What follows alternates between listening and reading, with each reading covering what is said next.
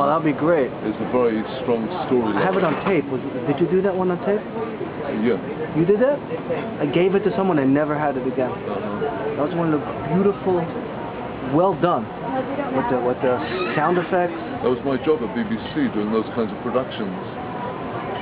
I lived with him for years, and I never met him. No, anything. I bought everything he did. I have a music book, beautiful. He made a tablature. I worked with what was his name? The guy who wrote all the book, Rosenblum. Who did the book, the big Azam is Bishvachim, with all the notes. Ben Solomon. I bought everything, years and years and years. I have the books, Avraham Greenbaum. I love the book so much. I took it to Israel. I covered them in plastic. I still have them. So what happened? The Midrash says that when Yaakov Avinu had to take his family back from Lavan into Eretz Yisrael, they had to cross the river Yabok. And in order to cross the river, he had all these wives and children. Sure. So Yaakov made himself like a bridge. Right. And everybody walked over him from one side to the other. Right. And that is my definition of what the translator is supposed to be about. He's supposed to let people just walk over him from one side to the other. He's supposed to just give you the meaning. Can I get just 2 waters? Water? We're going to go inside. We're having like 20, 30 people come. Right. You want some water or you want something else? Water is good? No water. No water. We have a cup with nothing in it. That's the job of a translator, is just to not be there, to let the original just shine through. And that's who I am, basically. I'm not anybody. I'm just like whatever I remember from Ramchal, Rabbi Nachman, Shulchan Aruch, anything I remember, it comes through. And I learned years ago from Rabbi Nachman, says in L'Kutim Moran, Torah Nun Bo, that every Jew has to reprove other Jews, but you don't know what to say. Kol Tuv. That's the sip. You don't know what to say because you don't know what the other person needs. But as long as you say Torah, it has to be the right thing. So that's been my policy all the years, just to say Torah.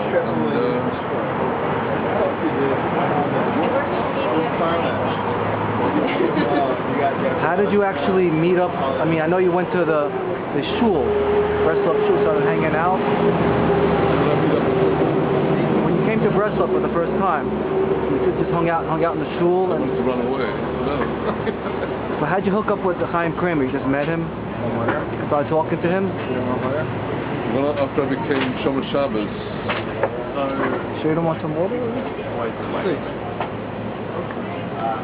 I really spent about a year and a half in Chabad in London, and I decided that I wanted to go to Israel. And I took a vacation from my work as a radio producer and went to Israel for 2 weeks. The first few days was in Kfar Chabad, and then I wanted to go to Yerushalayim, and I had some friends in a yeshiva for Balak Shuvas called Dvar Yerushalayim. Sure, I was there. So the first night I was in Yerushalayim, I walked into Dvar Yerushalayim, and the first class I attended was by Rabbi Chaim Kramer, who I've spent 15 years of my life working with every day on publishing Rabbi Nachman books, and that was the first time I ever heard directly a teaching of Rabbi Nachman in my life. So that was in a class in Dvar Yerushalayim in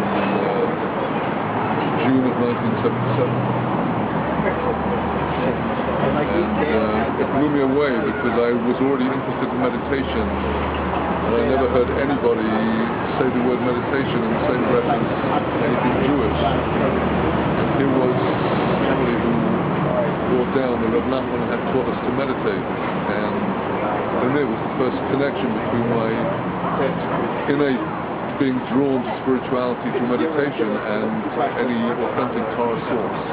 And that got to me, and there was one book in those days about Rabbi Nachman, of Rabbi Nachman's teachings, Rabbi Nachman's wisdom, which had come out in the late, 76, 77. What about that book called, the very first ever book of Rabbi Nachman called Tormented Master? Remember that one? By Spiritual Classics? It was the first... I never saw that. Okay. What was it called? Tormented Master. Oh, by Dr. Green, by Arthur Green. Sorry, I didn't hear the name. Yes, I've seen that. Is that the I first? only ever read that after a few years of studying Rav Nachman. And the story was when Reb Michal needed money to help save the kever, we went with Reb Nosson to Rabbi Aryeh Kaplan, and they told Aryeh Kaplan, like, nobody knows how we're going to raise money. No one knows us. Rabbi Kaplan says everyone in academia knows Rabbi Nachman from his literature. We'll have no problem. That's what he told Reb Michal.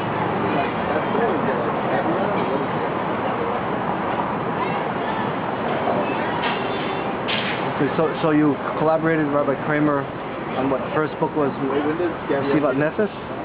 Shivat Nefesh, that was written in the winter of 1979 to 80. I tried to make Aliyah to Israel in 1979, and for various technical reasons we had to go back to England, myself and my wife.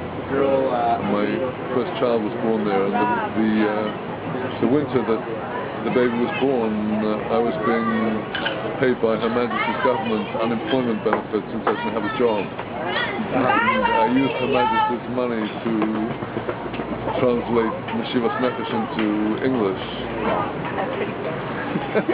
I wore out the book. I had to buy it twice. I wore it out. It was the most beautiful book of Chizuk. Unprecedented. So when I finished the manuscript, I was living in London, but I had already made the acquaintance of Rabbi Kramer, and I sent him the manuscript and said, maybe you have what to do with it. One second, you did it on your own? Well, it came out because when I came back from visiting London, I met up with a friend of my brother's who had also become interested in Rav Nachman, and we made a chabrusa together in the Shivat Nefesh. And I was basically translating it to him in this one-on-one shiur we had. And he said, you really should write this down. So that put the idea into my head to translate it. It was my first ever translation of a Hebrew book. Precious cargo. Oh, I thought it was the future of Israel now, so baby wipes. So,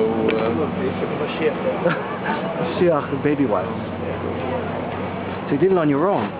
Yeah. Wow. And then you just sent it to Rabbi Kramer? That's right. This is amazing, Jody. You know why? Because this book was my life for many years. And now I met the rabbi, staying in my house, and now I'm getting the history of the book.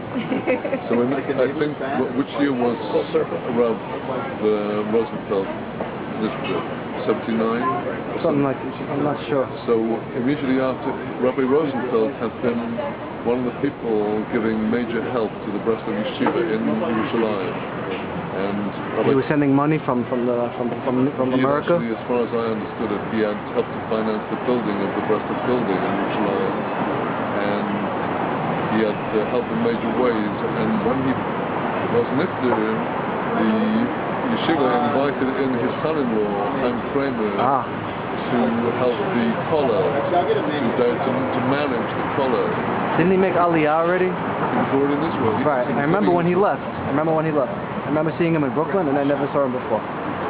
So Chaim was trying to find the monthly parnasa for the people who were learning the kollel, and when I sent him this book, he felt it would be a first class, if I may call it, gimmick for the yeshiva to be able to offer a book to the donor, because no other yeshiva has any book they can give to the donor, because no donor is going to want the translation of a Gemara or a Shulchan Aruch.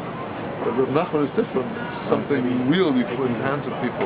In those days, no one was publishing. Jews were not publishing. They were not publishing books. Books and tshuva were not being. Nothing was being done. Nothing.